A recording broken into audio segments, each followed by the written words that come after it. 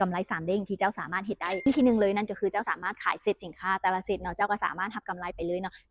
15-20%ในการขายได้แต่ละครั้งเนาะบอกเลยถ้ามื้อนี้เจ้าขายได้หลายเจ้าก็ได้เปอร์เซ็นต์หลายรายได้เข้ารายวันทุกมื้อเลยกำไรเด้งที่2นั่นก็คือเจ้าสามารถสะสมยอดขายเนาะใน1เดือนเนาะครบ100เซตเจ้าก็สามารถได้ไปท่องเที่ยวฟรีหรือเจ้าจะอาจแลกเป็นค้ำก็ได้เนาะถ้ามื้อนี้เจ้าอยากจะได้ไปท่องเที่ยวเจ้าก็สามารถไปท่องเที่ยวได้หรืออยากจะแลกเป็นค้ำก็แลกได้เนาะมื้อนี้เจ้าสะสมใน1เดือนเจ้าสามารถรับกำไรเด้งที่2นี้ได้เลยและเด้งที่3อันนี้คือสำคัญและประทับใจที่สุดเลยนั่นก็คือเจ้าสามารถสะสมใน1เดือนนี้เนาะสะสมไปเลยเนาะทุกแพลตฟอร์มอาจจะเป็นปักตะกร้าใน TikTok หรืออาจจะเป็นในโซเชียลต่างๆเนาะเจ้าสามารถสะสมได้เนาะ 1,000 เซตใน1เดือนเจ้าสามารถมีสิทธิ์เลือกการเป็นเจ้าของแบรนด์ได้เจ้าอยากจะเป็นเจ้าของผลิตภัณฑ์ใดเนาะอาจจะเป็นสุขภาพหรือความงามหรือสกินแคร์ขอแค่เจ้าบอกมาว่าเจ้าอยากจะเป็นเจ้าของผลิตภัณฑ์อย่างเนาะทางบริษัทให้เจ้าเป็นเจ้าของแบรนด์ได้โดยที่เจ้าปรารถนาและที่สำคัญกว่านั้นเนาะโดยที่เจ้าบ่ต้องลงทุนอย่างเลยเนาะนี่คือช่องทางการเป็นเจ้าของแบรนด์โดยที่เจ้าบ่ต้องจ่ายเงินลงทุนเลยบอกเลยว่าช่องทางนี้ให้กับทุกคนที่ต้องการและที่สำคัญคนที่อยู่ในกลุ่มนี้มีสิทธิ์รับโปรโมชั่นนี้เนาะเจ้าสามารถเข้ามาอยู่ในกลุ่มนี้เนาะรู้ทางเทคนิคเคล็ดลับช่องทาง